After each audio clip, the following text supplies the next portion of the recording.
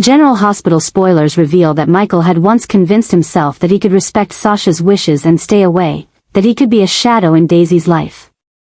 Loving her from a distance and never disrupting the careful structure Sasha had built around their daughter. But all of that changed the moment he first held Daisy in his arms. Her heartbeat was a quiet echo against his chest, her warmth a sudden explosion of clarity in a life that had been drowning in complications. That fragile connection transformed something fundamental inside Michael. It was no longer enough to know Daisy existed. He needed to be part of her world, not as a visitor, not as a footnote, but as her father. The ache of separation was not some theoretical discomfort, it was a sharp, living thing that cut deeper with each day he spent pretending distance was love. Michael had watched Sasha struggle through delivery, her strength and vulnerability crashing together in those chaotic hours. He had whispered reassurances, held her trembling hands, and stayed present when the ghosts of Liam threatened to drown her in fear.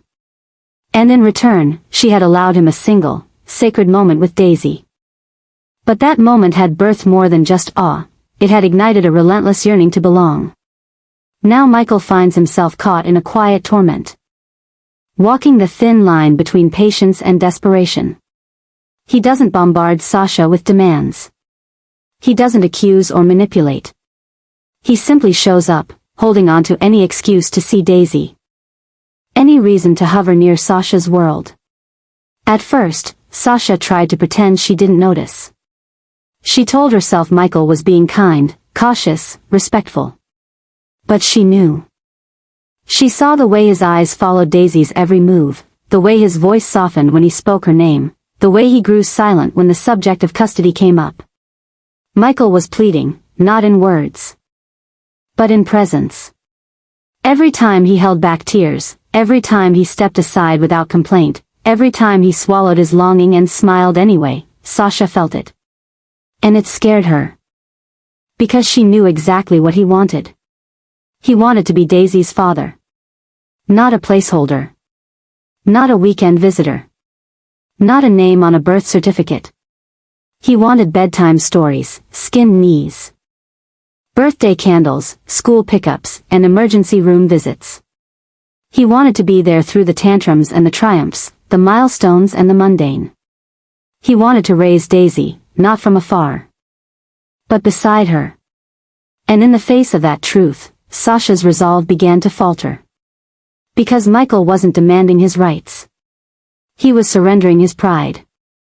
He wasn't appealing to legal contracts or moral obligations. He was offering his heart. He was saying, in every breath, I am here. I am willing. I am yours, if you'll let me be. And that placed Sasha in the most painful position of her life. She had always believed she was protecting Daisy by keeping things simple. She had convinced herself that shielding her daughter from complications meant sparing her future pain. But Michael wasn't a complication. He was the missing piece. The way he loved Wiley and Amelia had already proven his capacity to nurture, to sacrifice, to father. And Sasha knew in the deepest part of her, what kind of man he was. And now, he was standing before her, not asking for forgiveness, not begging for a relationship, but simply asking to be allowed into his daughter's life. The sincerity in Michael's eyes was undeniable. The way he spoke about Daisy, the way he lit up just hearing her name, the way he carried her picture in his wallet like a talisman, every part of him radiated paternal love. And Sasha couldn't ignore it any longer. She couldn't pretend it wasn't real. Because the truth was, she felt it too. She saw what Daisy brought out in Michael, tenderness, patience, joy. A fierce protective fire that burned behind his calm exterior. It wasn't forced. It wasn't performative. It was natural, organic, right. And suddenly, all of Sasha's careful plans and boundaries began to feel like a cage, not for Michael, but for Daisy. What if, by pushing him away, she was denying her daughter the one thing that could anchor her? What if she was repeating her own childhood mistakes, mistaking control for safety? What if the braver choice wasn't guarding Daisy from the unknown, but letting someone else love her as deeply as she did? Sasha found herself staring into Michael's eyes one night, Daisy asleep nearby, and something cracked wide open inside her. It wasn't surrender. It wasn't defeat. It was recognition. Recognition that Michael wasn't going anywhere, that his love was too deep, too real to be shut out. Recognition that Daisy already knew him. Already trusted him in the way only a child can sense who belongs. And in that moment, Sasha felt the full weight of her choices crashing down on her. Because if she said no, if she turned Michael away now, she wouldn't just be denying him. She'd be denying Daisy the father she clearly deserved. And she wasn't sure she could live with that. Michael's quiet persistence. His unwavering devotion, his gentle resilience, they were not weapons. They were gifts. And maybe it was time to stop rejecting them. Maybe it was time to accept that this wasn't about romance or regret. This was about a child. A family. A second chance at doing something right. Michael never needed to be asked twice. He had already committed in his heart. But now, as Sasha stood on the edge of decision, trembling between fear and faith, Michael waited, not with pressure, but with hope. And maybe, just maybe, hope would be enough. Sasha had spent years mastering the art of emotional containment, of surviving one trauma after another with a calm exterior and a heart held together by sheer force of will. But now, as Michael's presence in Daisy's life grew more undeniable by the day, she found herself haunted by a fear that refused to stay quiet. It wasn't just the overwhelming nature of motherhood or the vulnerability of letting someone else in, it was the lingering, crawling dread that Michael was unknowingly dragging danger into their world. Danger that Sasha could no longer ignore. Ever since the violent rooftop attack, a chaos that unfolded like something from a nightmare, Sasha had begun to question the safety of every moment. The apartment had once felt like a sanctuary, a quiet space where she could raise Daisy in peace. But after that night, after the glass shattered, after the sirens wailed, after the blood on the floor was scrubbed clean, nothing felt safe anymore. Michael hadn't caused the attack directly, but his life had drawn it in. A magnet for shadows Sasha had long fought to keep away. It wasn't just about one night of violence. It was about patterns. About history. About the darkness that always seemed to follow the Corinthos name like smoke trailing a fire. Michael's name was entangled in power struggles, betrayals. Secrets whispered across Port Charles like static in the air. And now, with the custody war between him and Willow erupting in courtrooms and gossip columns alike, Sasha feared that Daisy would become collateral damage in a war she never asked to be part of. Willow had once been seen as Michael's compass, a figure of steady morality and warmth. But that image was now crumbling under the pressure of legal filings and public scrutiny.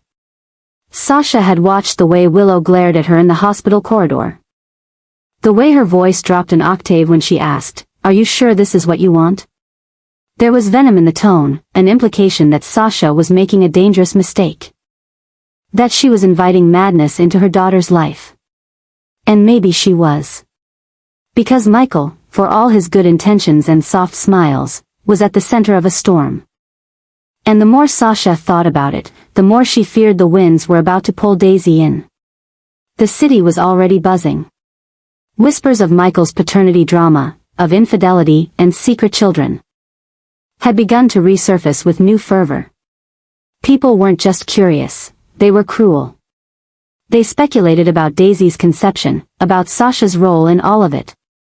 About whether Michael had betrayed Willow or if Sasha had manipulated him during a moment of weakness. And though Sasha tried to shut out the noise, it seeped in through cracks she didn't know existed, infecting her confidence, her peace, her sense of protection. This wasn't just about a father wanting to be in his daughter's life anymore. This was about a town poised to dissect, judge, and condemn. Sasha couldn't bear the thought of Daisy growing up in that kind of spotlight. She couldn't stomach the idea of her child being another name in the Corinthos legacy of pain and scandal. And so, she hesitated. She recoiled. She questioned every step forward Michael tried to take. Because to let him in fully would mean surrendering her illusion of control. It would mean acknowledging that the world was watching, waiting for her to stumble. To become the next tragic figure in Port Charles's never-ending opera of betrayal and heartbreak. Sasha had seen what happened to people who dared to love the Corinthos men too closely. They were dragged through the mud, abandoned by allies, shattered by loss. And though Michael seemed different, gentler, quieter, more composed, Sasha couldn't shake the feeling that underneath it all, he carried the same dangerous weight. A man tethered to a dynasty of power and vengeance. A man whose very existence drew lines in the sand and forced people to choose sides. Sasha didn't want sides. She wanted stability. She wanted quiet mornings and peaceful nights. She wanted a life where Daisy wouldn't be whispered about in courtrooms or targeted by enemies she hadn't even met yet. But the walls were closing in. Port Charles was paying attention. The rumors were growing teeth. And Sasha was running out of time to decide which was more dangerous. Letting Michael into Daisy's life, or keeping him out and living with the guilt of denying her daughter a father who so clearly loved her. It was madness. All of it. The attack, the custody war. The whispers, the tension. Sasha found herself standing in front of Daisy's crib night after night, watching her sleep, wondering how to shield her from a world that refused to stay calm. And each time she thought of telling Michael no, of closing the door for good, that same guilt wrapped around her throat and refused to loosen. Because despite all the chaos, despite all the fear, there was one truth Sasha couldn't erase: Michael loved Daisy. Deeply. Unconditionally. And that love, terrifying as it was, might be the only thing strong enough to survive the storm still coming. Michael's plea was not a demand, not a declaration, but a raw and desperate offering, a heartfelt cry for permission to stand beside Daisy, not as a shadow or a secret, but as her father in the light of day. He had made mistakes, yes. He had lost control of truths he should have protected, and now he was facing the consequences of lives unraveling all around him. But none of that lessened the intensity of what he now felt pulsing through his very being: the need to be present, the need to protect, the need to belong to this little girl who bore his blood. And at the center of this emotional storm was Sasha, the woman who had suffered in silence for far too long. The woman who now found herself forced to confront not just Michael's plea, but her own silent desperation. Because while Michael was begging to be let into Daisy's life, Sasha was grappling with a secret she hadn't spoken aloud to anyone: she didn't feel safe. Not anymore. Not in her apartment, not in the streets of Port Charles, not even within her own thoughts.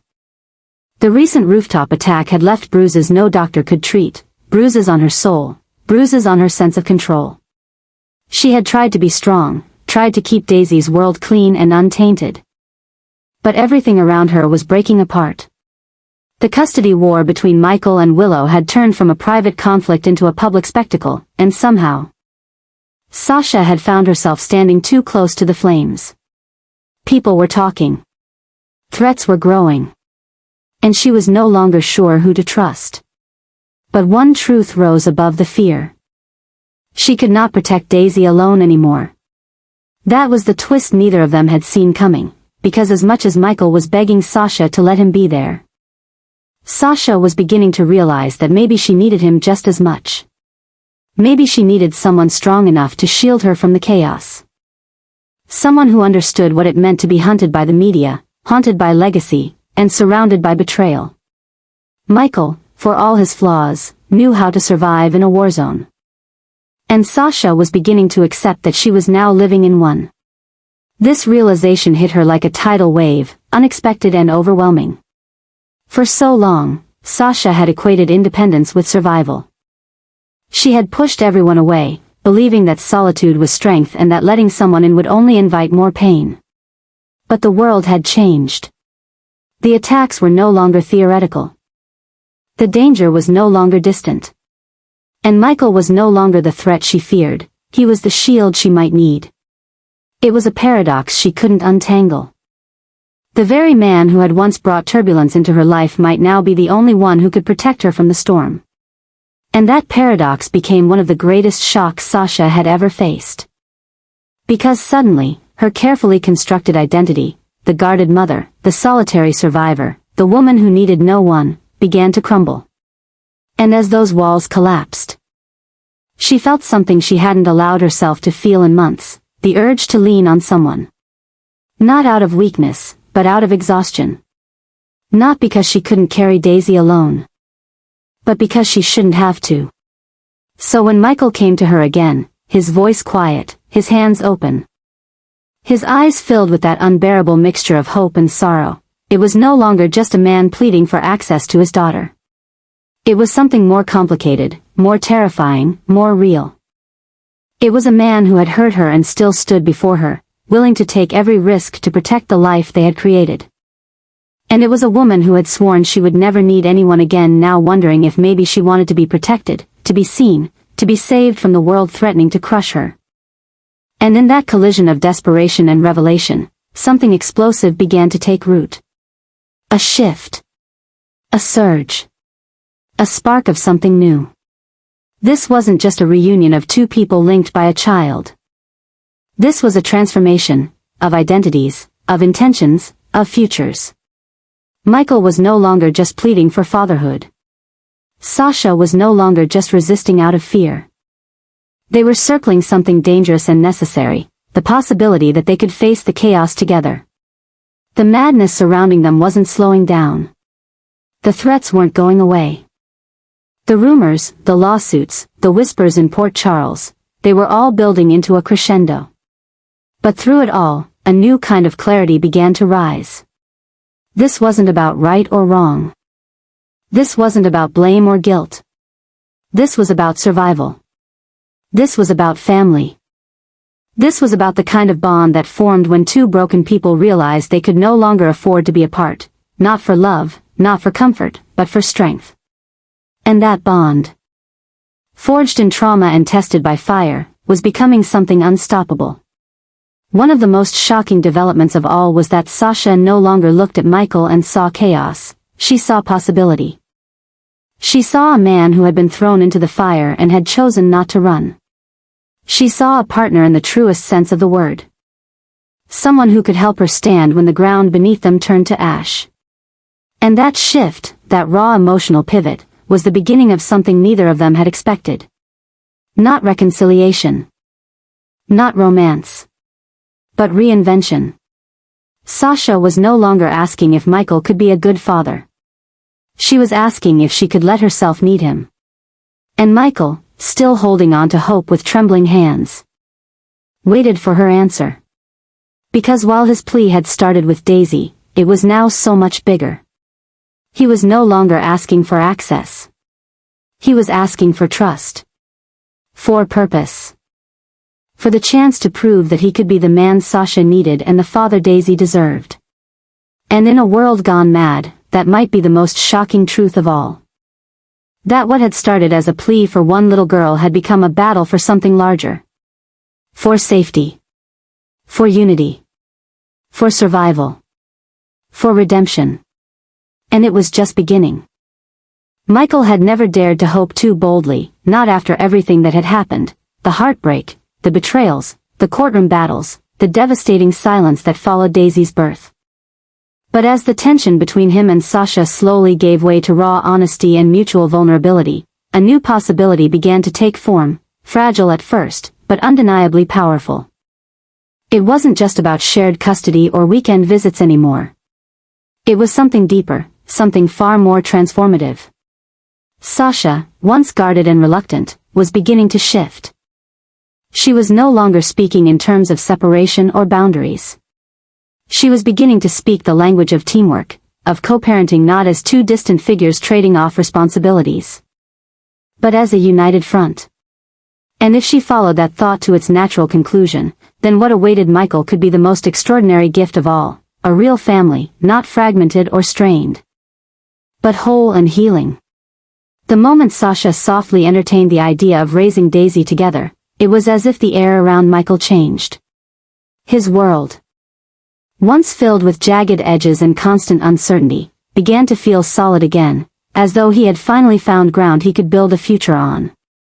But what made this realization even more earth-shattering was the subtle, unspoken extension of that idea.